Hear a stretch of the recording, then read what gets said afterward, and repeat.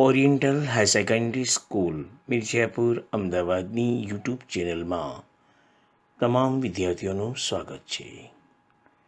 બધા વિદ્યાર્થીઓને વિનંતી કે ઓરિએન્ટલ હાઈ સેકન્ડરી સ્કૂલની યુટ્યુબ ચેનલને સૌથી પહેલાં સબસ્ક્રાઈબ કરે, ત્યાર પછી લાઈક કરે અને શેર કરવાનું ન ભૂલતા.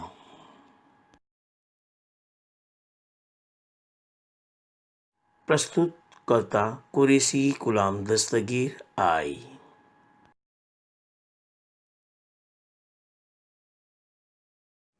ધોરણ 9 વિષય સામાજિક વિજ્ઞાન, પાઠ નંબર 16, જેનું નામ છે આબોહવા. આપણે પાછલા અઠવાડિયાની અંદર આ જ પાઠ વિશે વાત કરી ચૂક્યા. પાઠ નંબર હતો 16, જેનું નામ હતું આબોહવા. એની અંદર આપણે વાત કરી ચૂક્યા હતા આબોહવા એટલે શું, ત્યાર પછી હવામાન કોને કહેવામાં આવે, ત્યાર પછી આપણે વાત કરી ચૂક્યા કે મોસમ શબ્દ કઈ રીતે આવ્યો, ત્યાર પછી મોસમી પવનો કોને કહેવાય, મોસમી આબોહવા કોને કહેવાય, તેમજ ઋતુ પરિવર્તન કઈ રીતે થાય છે એની આપણે વાત કરી હતી. અને એ રીતે ભારતની આબોહવાની વિવિધતા વિશે આપણે વાત કરી હતી. આ બધી વાત આપણે કરી હતી પાઠ નંબર 16, જેનું નામ હતું આબોહવા, એના ભાગ નંબર 1ની અંદર. આજે આપણે એ જ પાઠની આગળ વાત કરીશું, પાઠ નંબર 16, જેનું નામ છે આબોહવા. આજે એ પાઠની અંદર ભાગ 2ની અંદર આપણે આજે વાત કરીશું આબોહવાને અસર કરતા પરિબળોની. આબોહવાને અસર કરતા પરિબળો 4 છે. એમાં આપણે વાત કરીશું પહેલાં આબોહવાને અસર કરતા પરિબળની અક્ષાંશ, બીજું છે સમુદ્રથી અંતર, ત્રીજું છે સમુદ્ર સપાટીથી ઊંચાઈ, ચોથું છે વાતાવરણીય દબાણ અને પવનો. એના વિશે આજે વાત કરવાના છે આ પાઠની અંદર, જેનું નામ છે આબોહવા, પાઠ નંબર 16 આબોહવા. ચલો ત્યારે આપણે આગળ આજે વધીશું. આપણે વાત કરીશું હવે આગળ પાઠની ભાગ 2ની અંદર આગળ ચર્ચા કરીશું.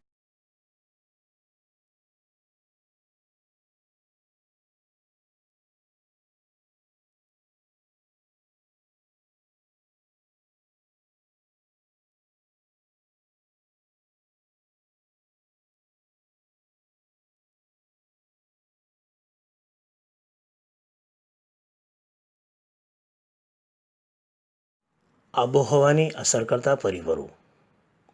પૃથ્વી સપાટી પર તાપમાન, વાતાવરણીય દબાણ, પવનો, ભેજ, વરસાદ વગેરે વાતાવરણીય ઘટકોના પ્રમાણને વિતરણ પર અંકુશ ધરાવતા કેટલાક પરિબળો છે જે આબોહવાને અસર કરતા પરિબળો ગણાય છે. ભારતની આબોહવાને અસર કરતા પરિબળો નીચે મુજબ છે. અહીંયા તમે સ્લાઇડની અંદર ચિત્ર જોઈ શકો છો. પહેલું જે ચિત્ર છે તાપમાનનું, બીજું છે વાતાવરણીય દબાણનું, ત્રીજું પવનો, ચોથું વરસાદ અને પાંચમું છે આબોહવાને અસર કરતા પરિબળો. આબોહવાને અસર કરતા પરિબળો કુલ 4 પરિબળો છે. એમાં આપણે વાત કરીશું, સૌથી પહેલું છે અક્ષાંશ, ત્યાર પછી બીજું છે સમુદ્રથી અંતર, ત્રીજું છે સમુદ્ર સપાટીથી ઊંચાઈ અને ચોથું છે વાતાવરણીય દબાણ અને પવનો. એના વિશે આપણે આજે વાત કરીશું આબોહવાને અસર કરતા પરિબળોની.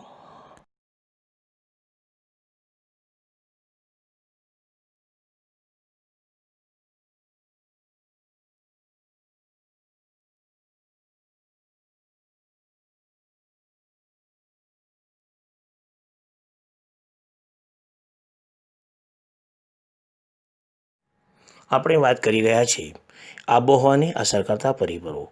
એમાં સૌથી પહેલો પરિબળ છે જેનું નામ છે અક્ષાંશ. પૃથ્વી સપાટી પર આબોહવા પ્રકાર જે તે પ્રદેશોના અક્ષાંશ પ્રમાણે બદલાય છે.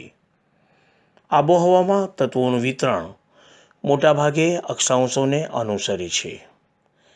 બે અક્ષાંશો વચ્ચે આશરે 111 કિલોમીટરનું અંતર હોય છે. વિષુવવૃત્તની આસપાસના પ્રદેશો પર સૂર્યના કિરણો લગભગ લંબ પડે છે, એટલે બિલકુલ સીધા પડે છે. તેથી ત્યાં બારેમાસ ગરમી પડે છે. ભારત ઉષ્ણકટિબંધીય અને સમશીતોષ્ણ કટિબંધીય એવા બે આબોહવાકીય પરિસ્થિતિ ધરાવતા વિભાગમાં વહેંચાઈ જાય છે. અહીંયા તમે સ્ક્રીન ઉપર જોઈ શકો છો. એમાં પહેલું જે ચિત્ર છે એ અક્ષાંશનું છે. એ સ્પષ્ટ રીતે તમે જોઈ શકો છો. બિલકુલ જે ગોળ જે છે ભાગ પૃથ્વીનો એની બિલકુલ વચ્ચે જે છે લખેલું છે વિષુવવૃત્તીય રેખા એટલે કે 0 અક્ષાંશ વૃત્ત. 0 અગાઉ પણ મેં તમને વાત કરી હતી કે પૃથ્વી ગોળ છે, એની બિલકુલ વચ્ચે એટલે 0 અક્ષાંશ વૃત્ત ઉપર વિષુવવૃત્ત, એટલે કે વિષુવવૃત્ત 0 પર આવવાને કારણે પૃથ્વીના બે ભાગ પડે છે. ઉપરનો ભાગ જે છે એ ઉત્તર ગોળાર્ધ અને નીચેનો ભાગ જે છે એ દક્ષિણ ગોળાર્ધ તરીકે ઓળખાય છે. તમારે અક્ષાંશ જોવા હોય તો પૃથ્વીની જે આકૃતિ હોય, પૃથ્વીનો જે નકશો હોય એની અંદર આડી જે લીટીઓ હોય બધી એ અક્ષાંશ તરીકે ગણાય છે. એટલે અક્ષાંશ એટલે આડી લીટી, એ ખાસ યાદ રાખજો. અને રેખાંશ એટલે ઊભી લીટી. અહીંયા તમે સ્પષ્ટ રીતે જોઈ શકો છો, અક્ષાંશ એટલે આડી લીટીઓ જે છે બધી દર્શાવેલી છે, જે તમે સ્પષ્ટ જોઈ શકો છો. એટલે આજે મોટાભાગે અક્ષાંશો જે છે એની અંદર આપણે જો વાત કરીએ, બે અક્ષાંશો વચ્ચે આશરે 111 કિલોમીટરનું અંતર હોય છે. એટલે 0 થી 2 આપણે જો વાત કરીએ તો આ 0 થી 2 અક્ષાંશ થયા તો એની અંદર 111 કિલોમીટરનું અંતર થયું. 2 થી 4 તો એમાં 111 કિલોમીટરનું અંતર થયું. 4 થી 6 એમાં પણ 111 કિલોમીટરનું થયું. એટલે એક ખાસ વસ્તુ યાદ એ રાખવાની છે કે બે અક્ષાંશો વચ્ચે આશરે 111 કિલોમીટરનું અંતર હોય છે. પૃથ્વીની બિલકુલ વચ્ચે એટલે 0 પર વિષુવવૃત્ત આવેલું છે. તો વિષુવવૃત્તની આસપાસના જે પ્રદેશો છે ત્યાં સૂર્યના કિરણો લગભગ લંબ પડે છે, એટલે સરખા પડે છે. જ્યાં સૂર્યના કિરણો સીધા પડતા હોય ત્યાં વધારે ગરમી પડતી હોય છે. એટલે વિષુવવૃત્તની આસપાસના જે પ્રદેશો છે ત્યાં બારેમાસ ગરમી પડતી હોય છે. આપણે ભાગ 1ની અંદર આપણે જોઈ ગયા કે આપણું ભારત જે છે એ બે કટિબંધની અંદર આવેલું છે. ભારતનો દક્ષિણ ભાગ જે છે એ ઉષ્ણકટિબંધની અંદર આવેલું છે, જ્યારે ભારતનો ઉત્તર ભાગ જે છે એ સમશીતોષ્ણ કટિબંધની અંદર આવેલું છે. એટલે આપણો ભારત જે છે એ ભારત બે કટિબંધની અંદર વહેંચાયેલો છે. ઉત્તરનો ભાગ સમશીતોષ્ણ કટિબંધની અંદર અને દક્ષિણનો ભાગ જે છે ઉષ્ણકટિબંધની અંદર આવેલો છે. એટલે અહીંયા આપણને આબોહવા જે છે એને અસર કરતો પરિબળ છે આપેલો, જેનું નામ છે અક્ષાંશ.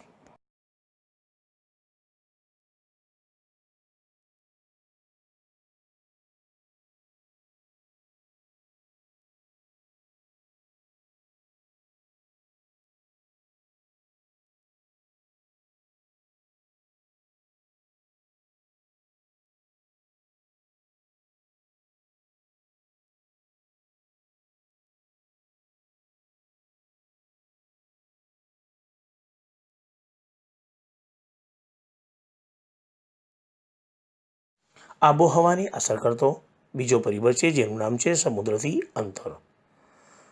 સમુદ્ર વિસ્તારથી જમીન પ્રદેશના અંતરો એ આબોહવા પર અસર કરનાર બીજું મહત્ત્વનું પરિબળ છે. એટલે સમુદ્ર વિસ્તાર અને સમુદ્ર વિસ્તારથી આવેલા જે જમીન પ્રદેશો છે એના અંતરો એ એના ઉપર પણ આબોહવા પર અસર કરનારું આ બીજું મહત્ત્વનું પરિબળ ગણાય, સમુદ્રથી અંતર. સૂર્યની ગરમી સંઘરવાની તેમજ આપલે કરવાની શક્તિ જમીન અને પાણીમાં જુદી જુદી હોય છે. સૂર્યની જે ગરમી છે એનાથી જમીન જે છે એ વહેલા ગરમ થઈ જાય છે, અને જ્યારે ઠંડી પડે ત્યારે જમીન વહેલી પણ ઠંડી થઈ જાય છે. પણ જ્યારે જો પાણીની વાત કરીએ તો સૂર્યની ગરમીને કારણે પાણી જે છે એ થોડું મોડું ગરમ થાય અને એ જ રીતે મોડું ઠંડુ પડતું હોય છે.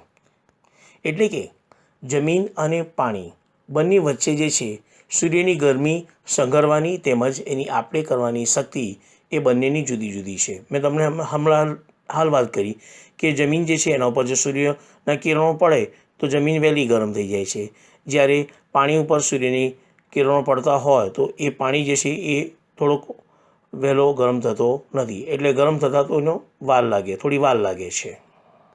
એના કારણે સમુદ્ર અને તેના કિનારા નજીકના ભૂમિભાગો પર સમ આબોહવા અનુભવાય છે. એટલે સમુદ્ર અને એની આજુબાજુના જે ભૂમિભાગો છે, એની આજુબાજુના જે વિસ્તારો આવેલા છે ત્યાં આબોહવા આપણને સરખી જોવા મળે છે. એટલે કે ઉનાળામાં બહુ ગરમી પડતી નથી અને શિયાળામાં બહુ ઠંડી પડતી નથી. અહીંયા પહેલું જે ચિત્ર આપેલું છે એ જમીનનું આપેલું છે, બીજું જે ચિત્ર છે એ સમુદ્રનું છે, પાણીનું છે, ત્રીજું જે ચિત્ર છે એ સમુદ્ર નજીકના જે ભૂમિભાગો છે એનું મેં ચિત્ર આપેલું છે. એટલે સમુદ્રની નજીક આવેલા જે વિસ્તારો છે ત્યાં બહુ ઉનાળામાં ગરમી પડતી નથી, એટલે તાપમાન બહુ ત્યાં ઊંચું જતું નથી. એ જ રીતે શિયાળાની અંદર બહુ ઠંડી પડતી નથી, એટલે કે ત્યાં તાપમાન બહુ નીચું થતું નથી. જ્યારે આપણે જેમ જેમ કિનારાથી દૂર અંદરના ભાગો તરફ જતા જઈએ તો ત્યાં ભૂમિખંડો જે છે એની આબોહવા આપણને વિષમ અનુભવાય છે. વિષમ એટલે કે ઉનાળાની અંદર બહુ ગરમી અનુભવાય, જ્યારે શિયાળાની અંદર બહુ ઠંડી અનુભવાય છે. ઉનાળાની અંદર લગભગ એ ભાગોની અંદર તાપમાન જે છે એ 45થી 46 ડિગ્રી સેલ્સિયસ જેટલું અનુભવાતું હોય. એવી જ રીતે શિયાળાની અંદર ત્યાં લગભગ તાપમાન જે છે 8થી 10 ડિગ્રી સેલ્સિયસ જેટલું નીચું જતું હોય છે. એટલે કે ટૂંકમાં ઉનાળાની અંદર ખૂબ જ વધારે ગરમીનો આપણે અનુભવ કરવો પડે છે. એ જ રીતે શિયાળાની અંદર ખૂબ જ વધારે ઠંડીનો અનુભવ કરવો પડે છે. આ મેં કઈ બાજુની વાત કરી? સમુદ્ર કિનારાથી દૂર અંદરના જે ભાગો આવે છે ત્યાં એ ભૂમિખંડોની અંદર આબોહવા વિષમ પ્રકારની જોવા મળે છે. એટલે ઉનાળાની અંદર વધારે ગરમી અને શિયાળામાં વધારે ઠંડી અનુભવે છે. તમે અહીંયા ચિત્ર જોઈ શકો છો કિનારાથી દૂર જે ભૂમિખંડો આવેલા છે એની. આગળ હું તમને વાત કરું તો ભારતની અંદર મુંબઈ દરિયા કિનારે હોવાથી ત્યાં સમ આબોહવા રહે છે. એટલે મુંબઈ જે છે એ દરિયા કિનારા પાસે છે, એટલે ત્યાં આબોહવા જે છે એ કેવી રહે છે? સરખી રહે છે. એટલે ઉનાળામાં બહુ ગરમી પડતી નથી અને શિયાળામાં બહુ ઠંડી પડતી નથી. તેવી જ રીતે નાગપુર અને દિલ્હી જે છે એ દરિયાથી દૂર એ અંદરના ભાગોની અંદર આવેલા છે, ભૂમિખંડોની અંદર આવેલા છે, એટલે ત્યાં આબોહવા આપણને કેવી જોવા મળે છે? વિષમ આબોહવા જોવા મળે છે. નાગપુર અને દિલ્હીની અંદર ઉનાળામાં બહુ ગરમી પડતી હોય અને એ જ રીતે શિયાળાની અંદર વધારે બહુ ઠંડી પડતી હોય. તમે અત્યારે દિલ્હીની અંદર જે ઠંડી પડે છે એ તમે અત્યારે સમાચારોની અંદર જોતા હશો કે સમાચારોની અંદર વાંચતા હશો કે શિયાળાની અંદર અત્યારે અતિશય ઠંડી પડતી હોય છે દિલ્હીની અંદર. એટલે ખૂબ જ વધારે ત્યાં ઠંડીનો અનુભવ થાય છે, જે તમે અત્યારે જોઈ શકો છો.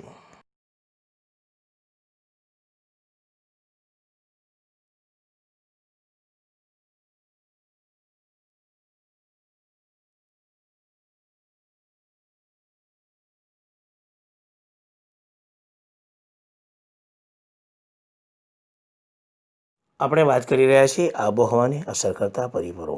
એમાં પહેલું જોઈ ગયા અક્ષાંશ, બીજું હતું સમુદ્રથી અંતર. હવે આપણે ત્રીજાની વાત કરીશું. ત્રીજું છે સમુદ્ર સપાટીથી ઊંચાઈ. એની અંદર આપણે જો વાત કરીએ તો સમુદ્રની સપાટીથી વાતાવરણમાં જેમ ઊંચે જઈએ તેમ હવાનું દબાણ અને હવાનું તાપમાન ઘટતું જોવા મળે છે. જ્યારે ભૂપૃષ્ઠની ઊંચાઈ વરસાદમાં વધારો કરે છે. હિમાલય પર્વતની ઊંચાઈને લીધે તેના બહુ ઊંચા શિખરો બારેમાસ બરફથી છવાયેલા રહે છે. ભેજવાળી હવા ઊંચે ચડતા ઠંડી બને છે અને વરસાદ આપે છે. અસમ, મેઘાલયના પહાડી પ્રદેશોમાં તો જેમ ઊંચાઈ વધતી જાય છે તેમ વરસાદનું પ્રમાણ વધતું જોવા મળે છે. સામાન્ય પરિસ્થિતિમાં પૃથ્વી સપાટીથી ઊંચે તરફ જતાં 165 મીટરે 1 ડિગ્રી સેલ્સિયસ અથવા તો સરેરાશ 1000 મીટરે 6.5 ડિગ્રી સેલ્સિયસ તાપમાન જે છે એ ઘટતું જાય છે. આપણે અહીંયા વાત કરી કે સમુદ્ર જે છે એની સપાટીથી જેમ જેમ આપણે ઊંચે જતા જઈએ છીએ તેમ તેમ હવાનું દબાણ અને હવામાનનું તાપમાન જે છે ઘટતું જોવા મળે છે. એટલે કે સમુદ્રની સપાટી અથવા પૃથ્વીની સપાટી પર હોઈએ તો આપણને તાપમાન ત્યાં વધારે અનુભવાય છે, પણ આપણે જેમ જેમ ઉપર તરફ જતા જઈએ છીએ તેમ તેમ તાપમાનની અંદર ઘટાડો થતો જાય છે. એ રીતે વરસાદની વાત કરીએ તો પૃથ્વીની સપાટી પર અથવા કે સમુદ્રની સપાટીથી જો આપણે ત્યાં રહીએ તો વરસાદ જે છે એ ઓછો પડે છે, જ્યારે આપણે જેમ જેમ ઉપર ચડતા જઈએ તેમ તેમ જે છે વરસાદ જે છે વધારે અનુભવાય છે.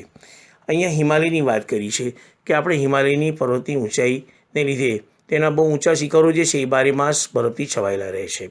અત્યારે તમે પેપરની અંદર વાંચતા હશો, અત્યારે શિયાળાની અંદર ત્યાં જે હિમાલયની જે ઊંચી ગિરિમાળાના જે શિખરો છે જેવા કે જમ્મુ કાશ્મીર, ત્યાં અત્યારે અને ખાસ કરીને કુલુ મનાલી છે, ધર્મશાલા છે, શિમલા છે, ત્યાં અત્યારે તમે જોઈ શકતા હશો, પેપરોની અંદર સમાચાર વાંચતા હશો કે ટીવીની અંદર સમાચાર જોતા હશો કે આજે છે એ ઠંડી વધારે પડવાને કારણે ત્યાં ઊંચા શિખરો જે છે એ બારેમાસથી છવાયેલા રહે છે.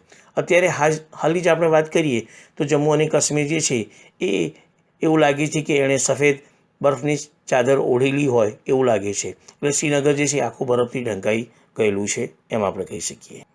હવે આ પવનો જે છે એ ભેજવાળી હવા ઊંચે ઉડતા ઠંડી બને છે અને ઠંડી બનવાને કારણે ત્યાં વરસાદ આવે છે. એટલે જે ખાસ કરીને આસામ, મેઘાલયના જે પહાડી પ્રદેશો છે, જેમ ઊંચાઈ વધતી જાય છે તેમ વરસાદનું પ્રમાણ આપણને વધતું જોવા મળે છે. એટલે જેમ જેમ આપણે ઊંચાઈ ઉપર પહાડી પ્રદેશમાં જતા જઈએ છીએ તેમ તેમ વરસાદનું પ્રમાણ ત્યાં વધતું જતું હોય છે. એવું કહેવાય છે કે પૃથ્વી સપાટીથી આપણે જેમ ઊંચે તરફ જતા જઈએ તો 165 મીટરે 1 ડિગ્રી સેલ્સિયસ અથવા તો સરેરાશ 1000 મીટરે 6.5 ડિગ્રી સેલ્સિયસ તાપમાન જે છે એ ઘટતું જાય છે. એટલે આપણે નીચે હોઈએ તો તાપમાન તમને વધારે અનુભવાય. જેમ જેમ આપણે પર્વત ઉપર ઊંચે ચડતા જઈએ તેમ તેમ તાપમાન જે છે એની અંદર ઘટાડો થતો જાય છે. એટલે કે ગરમી ઓછી થતી જોવા મળશે. એટલે તમે જોતા હશો કે ઉનાળાની અંદર આપણા જે ખંડના અંદરના આવેલા જે વિસ્તારો છે ત્યાં વધારે ગરમી પડતી હોય તો લોકો જે છે હવા ખાવાના સ્થળ ઉપર એટલે કે પર્વત શિખરો પર જતા હોય છે કે જેથી કરીને એ ઉનાળાની ગરમી જે છે એ દૂર કરી શકાય. એટલે લોકો ઉનાળાની અંદર ખાસ કરીને હવા ખાવા માટેના સ્થળો જે છે એટલે કે પર્વતો જે છે એની પસંદગી કરતા હોય છે, પર્વત ઉપર જતા હોય છે હવા ખાવા માટેના સ્થળ તરીકે.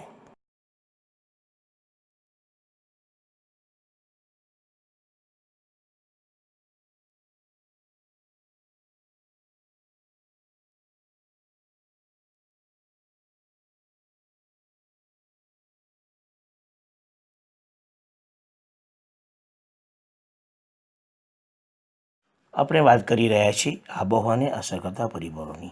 એમાં આપણે પહેલું જોઈ ગયા અક્ષાંશ, બીજું જોઈ ગયા સમુદ્રથી અંતર, ત્રીજું આપણે જોઈ ગયા સમુદ્ર સપાટીથી ઊંચાઈ અને ચોથું છે વાતાવરણીય દબાણ અને પવનો. એની આપણે વાત કરીશું. વાતાવરણીય દબાણ અને પવનો. ભારત ઉત્તર પૂર્વીય વ્યાપારિક પવનોવાળા ક્ષેત્રમાં આવેલ છે.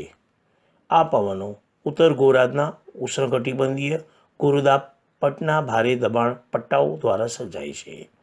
આ પવનો પૃથ્વીના ધરીભ્રમણને લીધે થોડા મરડાઈને વિષુવવૃત્ત તરફ વાય છે. ભૂતકાળમાં દરિયાઈ માર્ગે થતા વેપાર માટે આ પવનનો લાભ લેવામાં આવતો હોવાથી તેને વ્યાપારી પવનો કહેવામાં આવે છે. અહીંયા એક વાક્યના પ્રશ્ન જવાબ તરીકે તમને પૂછી શકીએ કે વ્યાપારી પવનો કોને કહેવાય? તો ભૂતકાળમાં દરિયાઈ માર્ગે થતા વેપાર માટે આ જે પવનો છે એ પવનનો લાભ લેવામાં આવતો હોવાથી તેને વેપારી પવનો કહેવામાં આવે છે. અત્યારે તો આપણે જોઈએ છીએ કે સમુદ્રની અંદર મોટા મોટા જે છે એ વહાણો, સ્ટીમરો ચાલતી હોય છે. એ સ્ટીમરો જે છે એમની દિશા બતાવવા માટે હોકાયંત્ર જે છે એ લગાવવામાં આવતું હોય છે. એટલે હોકાયંત્ર જે છે એ સમુદ્રની અંદર દિશા બતાવવા માટેનું એક સાધન છે. પણ પ્રાચીન સમયની અંદર જ્યારે આ મોટા મોટા વહાણો નહોતા, નાના નાના જે છે વહાણો હતા, એ વખતે સડવાળા વહાણો દ્વારા જે છે એ આવ જાવ કરવામાં આવતું હતું. એટલે સમુદ્રની અંદર નાના વહાણો એટલે કે ખાસ કરીને સડવાળા વહાણો દ્વારા આ વેપાર કરવામાં આવતું હતું. એટલે કે સમુદ્રીય વિસ્તારથી એક સ્તર પરથી બીજા સ્તર ઉપર સહેલાઈથી જઈ શકાતું હતું. તો એ સડવાળા જે વહાણો જે છે એના દ્વારા જે છે એ પવનો કઈ દિશામાં વાય છે તો એના આધારે એ નક્કી કરી શકાતું હતું અને એ પવનોની દિશાની અંદર એ વહાણ જે છે એ આગળ વધારવામાં આવતા હતા. એટલે આ પવનોને વ્યાપારી પવનો તરીકે ઓળખવામાં આવે છે. એટલે જો તમને કદાચ વ્યાપારી પવનો કોને કહેવામાં આવે, જો એક વાક્યના પ્રશ્ન જવાબ તરીકે પૂછવામાં આવે તો તમારે એટલું લખવાનું કે ભૂતકાળમાં દરિયાઈ માર્ગે થતા વેપાર માટે જે પવનનો લાભ લેવામાં આવતો હતો તે પવનોને વ્યાપારી પવનો કહેવામાં આવે છે. હવે આ વેપારી પવનો જે છે એ ભૂભાગમાંથી એટલે કે જમીન ભાગમાંથી ઉત્પન્ન થઈને વાતા હોવાથી સામાન્ય રીતે ભેજનું પ્રમાણ ઘણું ઓછું હોય છે. એટલે કે આ વેપારી પવનો જે છે એ કઈ જગ્યાએથી વાતા હોય છે તો ખાસ કરીને જમીનના ભાગથી ઉત્પન્ન થઈને વાતા હોય છે. એટલે કે એક વસ્તુ એ ખાસ યાદ રાખવાની છે કે આ પવનો જે છે જમીન ભાગથી આવતા હોય તો એની અંદર ભેજનું પ્રમાણ ખૂબ જ ઓછું હોય. પરંતુ ભારતની દક્ષિણે હિન્દ મહાસાગર આવેલું છે તથા પશ્ચિમે અરબ સાગર તથા પૂર્વની અંદર બંગાળની ખાડી છે. એટલે કે ભારતની દક્ષિણની ત્રણેય બાજુ જે સમુદ્ર કિનારો આવેલો છે. ભારતની દક્ષિણે હિન્દ મહાસાગર, પશ્ચિમે અરબ સાગર અને પૂર્વમાં બંગાળની ખાડી. તો આ વિશાળ જળરાશિને લીધે તેના ઉપરથી વાતા પવનો જે છે એ ભેજવાળા બને છે અને ભારતમાં વરસાદ લાવે છે. આમ તો ખરેખર આ વ્યાપારી પવનો જે છે જમીન ઉપરથી વાતા હોય છે, એટલે જમીન ઉપરથી વાતા હોય એટલે એની અંદર ભેજનું પ્રમાણ ઓછું હોય. પરંતુ જ્યારે ભારતની દક્ષિણમાંથી જ્યારે આ પવનો ભારતની અંદર પ્રવેશે છે ત્યારે આ હિન્દ મહાસાગર છે, પશ્ચિમ અરબ સાગર છે અને પૂર્વની અંદર બંગાળાની ખાડી છે, તો એના ઉપરથી એટલે કે સમુદ્ર પરથી જ્યારે આ પવનો આવે છે તો એ પવનોની અંદર આ વિશાળ જળરાશિને લીધે એ પવનોની અંદર ભેજ ભરાઈ જાય છે. એટલે એ પવનો સૂકા હતા એના બદલે હવે કેવા થઈ ગયા? ભેજવાળા પવનો. જ્યારે આ ભારતની અંદર પ્રવેશે છે ત્યારે આ ભેજવાળા પવનો ભારતની અંદર વરસાદ લાવે છે.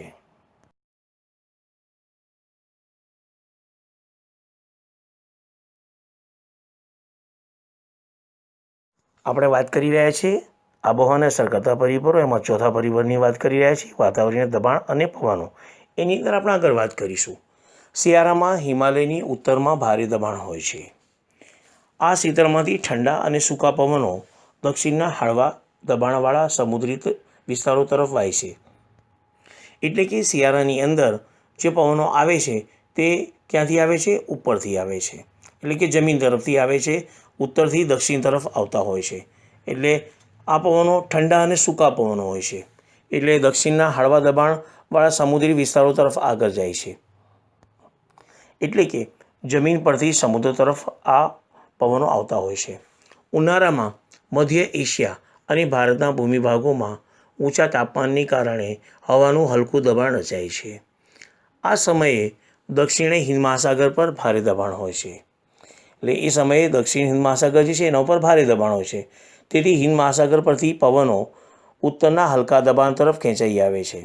એટલે હિન્દ મહાસાગર પરથી જે પવનો આવતા હોય એ ઉત્તરની અંદર હલકું દબાણ હોય તો એ હલકા દબાણ તરફ ખેંચાઈ આવે છે. આ પવનોને દક્ષિણ પશ્ચિમ મોસમી પવનો કહેવામાં આવે છે. આ પવનોને દક્ષિણ પશ્ચિમ મોસમી પવનો કેમ કહેવામાં આવે?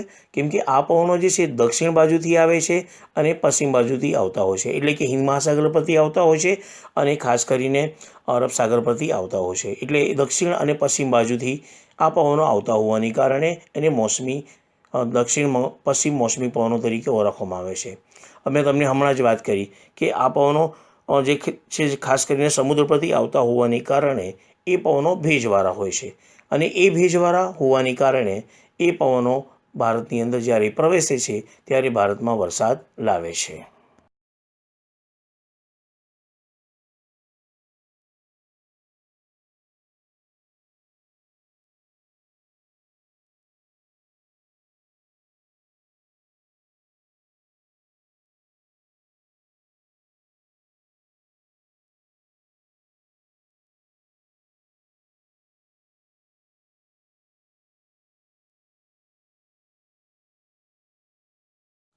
આપણે વાત કરી રહ્યા છીએ આબોહવાને અસર કરતા પરિબળો, એમાં ચોથા પરિબળની વાત કરી રહ્યા છીએ વાતાવરણીય દબાણ અને પવનોની.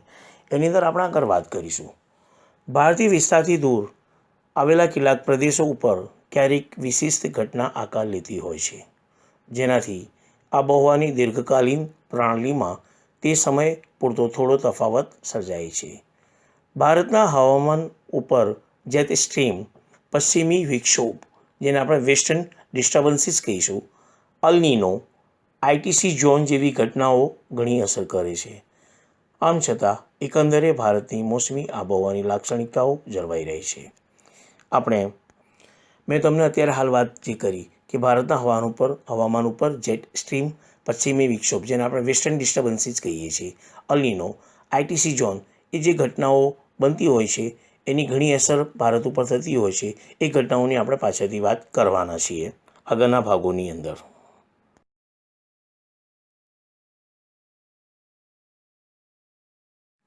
આજે આપણે ધોરણ 9 વિષય સામાજિક વિજ્ઞાન પાઠ નંબર 16 આબોહવા, જેની અંદર આપણે વાત કરી આબોહવાને અસર કરતા પરિબળો. આજે આપણે ભાગ નંબર 2ની અંદર અહીંયા સુધી રાખીશું. તમારો ગૃહ કાર્ય એની અંદર તમારે ટૂંકનોંધ લખવાની છે. આબોહવાને અસર કરતા પરિબળો જણાવો, એને સમજાવવાના છે. ધન્યવાદ. પછી મળીશું ભાગ નંબર 3ની અંદર.